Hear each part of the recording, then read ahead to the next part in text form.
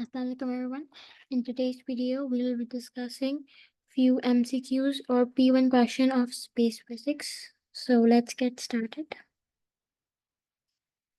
This is the first question. I have compiled these questions from IGCSE paper and O-levels paper, as space physics is newly included in the O-levels syllabus of physics. So the code for O-levels physics is 5054 and the code for IGCSE physics is 0625. So this is question number 1. Which stage in the life cycle of a star are listed in order that they occur? So let's read out the option. Option A is interstellar dust cloud, then stable star, then protostar. No, this option is incorrect. Then option B is protostar, red giant, stable star. No. So option B is also incorrect. Then the option C is red giant, white dwarf, then protostar. No. And option D is stable star, red giant, and then white dwarf. Yes. So option D is correct for first question. Yes, first stable star is made, then red giant, and then the white dwarf. For this, you need to remember the sequence, or you can say the life cycle of the stars, star formation. Let me reshare my screen so I can show you the image.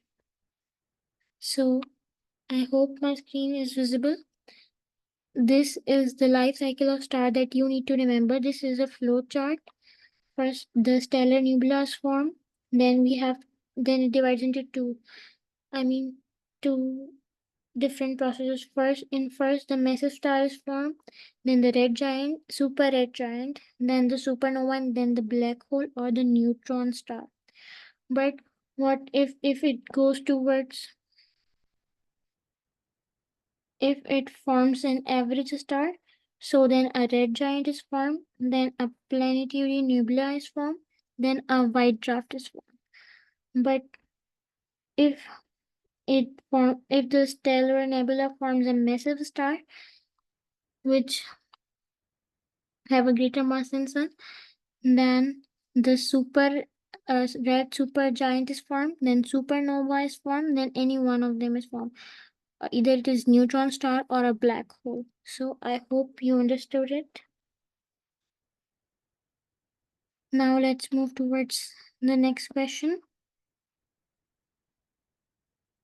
The next question is, which nuclear reaction powers a stable star? So powers a stable star. Let's read out the options. First is A, nuclear fission of nuclei producing hydrogen. No. Nuclear fission of uranium nucleus into the krypton. No. Nuclear fission of krypton nucleus. No. Nuclear fusion of hydrogen nuclei producing helium. Yes. So option D is correct because they are asking which nuclear reaction powers a stable star. Nuclear reaction for a stable star. To make a stable star, nuclear reaction is fusion. You need to remember this, of hydrogen nuclei to produce an helium nuclei. So this MCQ may come as it has appeared several times in past paper. Then we have question number 3. The nearest star to the sun is about 4 light years away from the earth. A student makes 3 statements about the star. So the student have made 3 statements. One, that the light star take about 4 years to reach the earth. The second statement is that light from the sun takes about 4 years to travel to the star and back to the earth. And the third statement is that star is outside our galaxy. So the first statement seems correct. However, the second statement is incorrect, that the light from the sun takes about 4 years to travel to the star and back to the earth. This is written earth. So second statement is incorrect, and the third statement is also incorrect, as third statement says that the star is outside our galaxy. No, the star is inside our galaxy. So only option C is correct because it says only one.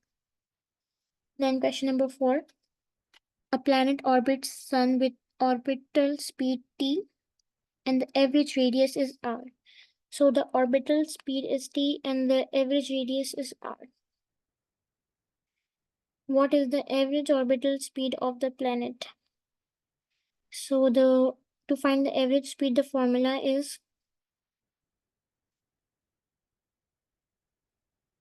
speed equals to distance upon time, and the Earth's orbit around the Sun is almost circular. You can say it is elliptical, but we consider it circular, so the distance would be 2 pi r. R the radius and t is the time. So option B is correct for question number 40. Then question number 38. Which time period is approximately equal to 24 hours? So let's read out the options. The time for the Earth to complete one rotation on its axis. The second option is the time for the Earth to orbit the Sun. No, the time for the Earth to orbit the Sun is 365 days for option B. Then option C is the time for the Moon to orbit the Earth. So this is 28 days, or you can say 30 days, 28 or 29 days. Then time for the Sun to orbit the Earth. So no, Sun do not orbit Earth, Earth orbit the Sun. So option D is incorrect. Option C is also incorrect. B is also incorrect. And the correct option is option A, the time for the Earth to complete one rotation on its axis.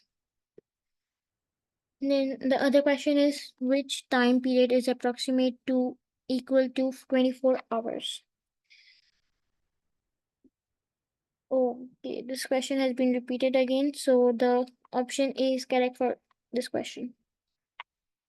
Then the next question is, which description of a galaxy is correct? Four options are given. First is a collection of billions of stars. Yes, this description is correct.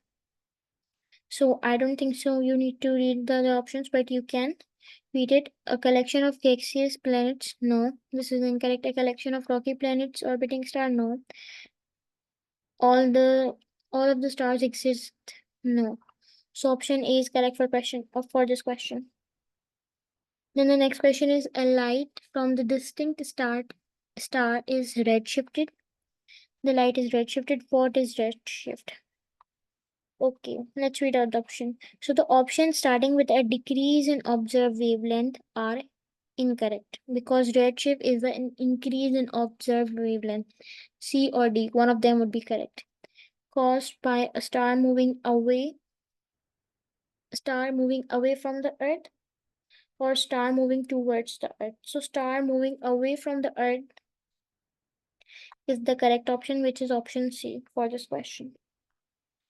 And the next question is, the diagram shows a comet moving in an optical orbit around the sun. So the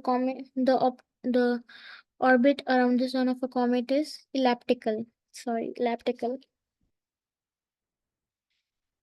At which position is the comet moving with the greatest speed? So many students choose the option D, that here it is moving with the greatest speed, but this option is incorrect because when the comet is away from the star, or you can say the sun, so it have less speed, but when it is near to the sun, it has the greatest speed. So option A is correct for question number 38. Then next question. Nuclear reaction in the sun release large quantity of energy. Which statement about this process is correct? Let's read out the option. It involves fusion, or the options to start with fission are incorrect. And the options with fusion are correct. So helium to produce hydrogen? No, it is hydrogen to produce helium. So option D is correct for question number 39. Now let's move towards the next question, which is, nuclear reaction in the sun releases a large quantity of energy. Which statement about this process is correct? So this releases, I think this question has been repeated again. So its answer is D, that it involves the fusion of the hydrogen to produce helium. Then this is question number 39. What is the meaning of light year? So light year, the distance light travels in space in one year is known as the light year. So light year definition has been already appeared in P2 of Physics May June 2024. But this can come in MCQ too. What is the approximate diameter of the Milky Way? So you need to remember the approximate diameter of Milky Way, which is 100,000 light years. So this is the answer that you need to memorize for diameter. This is the value you need to memorize for the diameter of Milky Way. And the next question is that which statement about the orbits of comet is correct? So you should know that the orbit of comet is elliptical and the sun is not at the center of the orbit because it is elliptical. It isn't circular. So let's read out the option. Elliptical orbit, but sun is at center. No, this option is incorrect. Comet have elliptical orbit and sun is not at center. Yes, so option B is correct for question number 38. Then the next question. Which row about orbits of Earth and Moon is correct? Let's read out the options. Or approximate time for Earth to orbit the Sun is 365 days. So option A and B are incorrect. C or D, one of them would be correct. And the orbit time of Moon for Moon to orbit Earth is 30 days.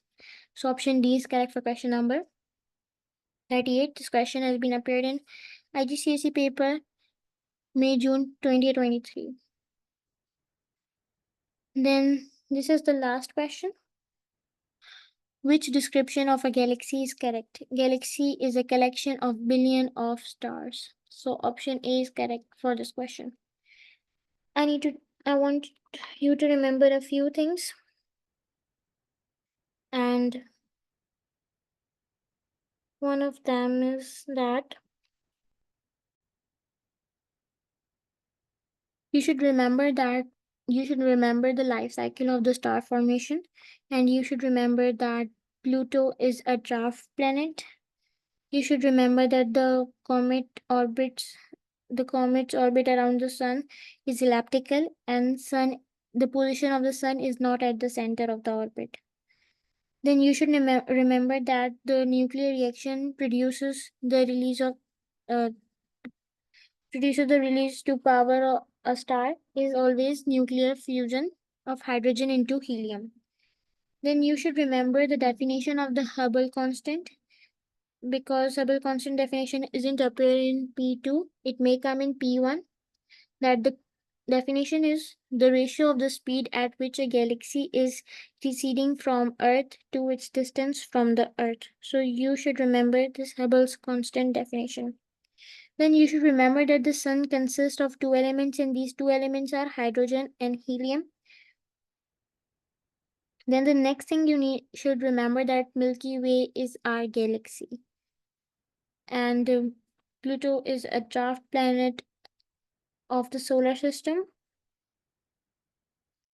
You should remember the approximate time for Earth to orbit the Sun, which is 365 days, and approximate time for Moon to orbit Earth, which is 30 days.